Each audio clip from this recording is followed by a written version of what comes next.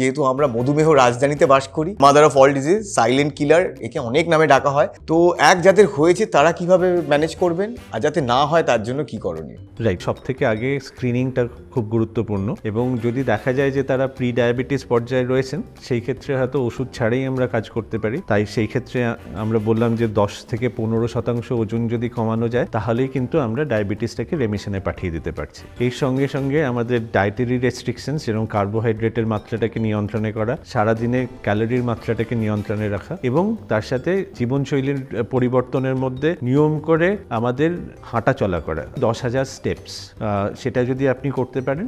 আর তার সাথে resistance exercises 2 দিনের জন্য, তার মানে আমি কিছু না পেলে দেওয়াল ঠেলবো, বা আমি একটা জলের বোতল নিয়ে করব। লাইফস্টাইল, যেরকম সিডেন্টারি লাইফস্টাইল হলে সেটাকে সারাক্ষণ আমরা ডিভাইসেস দেখছি, সেগুলোকে বন্ধ করা, তার বদলে একটুখানি হেঁটে আসা। অ্যালকোহল সেবন করলে সেটাকে মডারেট করা, সিগারেট খেলে সেটাকে বন্ধ করা, এইগুলো কিন্তু খুব গুরুত্বপূর্ণ। যাদের সবে সুগার ধরা পড়েছে তাদের দীর্ঘদিন ভালোভাবে জীবনযাপন করতে হবে, যেটা আমরা কোয়ালিটি অফ লাইফ বলি। তাই সেইটাকে বজায় রাখতে গেলে আর 5 জনের মতো স্বাভাবিক জীবনযাপন করতে হলে শুরু থেকেই সুগার নিয়ন্ত্রণটা অত্যন্ত গুরুত্বপূর্ণ।